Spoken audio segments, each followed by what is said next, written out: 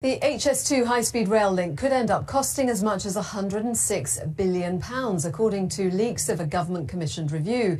The report, which has been seen by the Financial Times, also recommends that the second phase of the project, linking Birmingham to Manchester and Leeds, should be paused to see whether conventional rail lines could be used instead.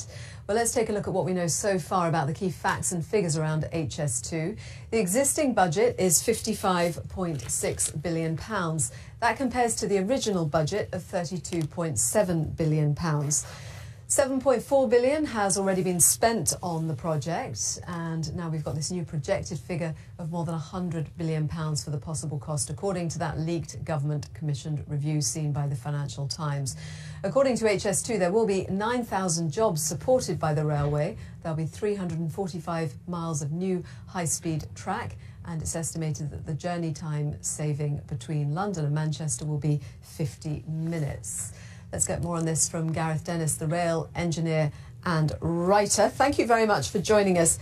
How has it possibly gone up to such an enormous figure? It was only a matter of a few years ago that the figure was half the projected figure now. Yeah, so it's disappointing to hear these, to see the price continue to escalate. But the reality is it remains speculation. The project is still in the process of detailed design, so we don't actually know the final cost until detailed design is complete, and that only really gets completed just as shovels hit the ground. So, and the reality is that you've got to look at the price in relation to the value that we get out of it. It's not just a high-speed rail line that High Speed 2 represents. It represents the ability to improve capacity greatly for local travellers, commuting travellers and regional travellers, and of course for freight as well, by freeing up a huge amount of space on the existing railway network. And there is no viable alternative to that.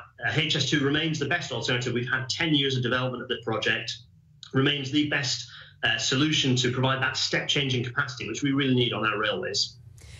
It's covering 345 miles of new track. How does that cost £106 billion? Well, the cost includes several major station upgrades. It includes lots of tunnelling, particularly through urban areas, which is very expensive. The particular challenge we have on that cost at the moment is actually not related to the physical infrastructure. It's related to the way that government has contracted this out, trying to put a lot of the risk in building the project onto contractors rather than taking on that risk itself. That's added as much as of a third to the costs. Of course, we talk about costs, but it's about the value. You've got to remember, this is not money that just gets borrowed. It's not money that's coming out of taxpayers' pockets. This is money that's borrowed against future growth. So it's an investment. We get a huge return on that money. So for every pound that you spend for HS2, you get a huge return, not just the benefit-cost ratio that you'll see people talk about, but a massive return in terms of improved services to local places like in Manchester, Leeds, Birmingham, and other areas outside of London. Gareth Dennis, thank you very much.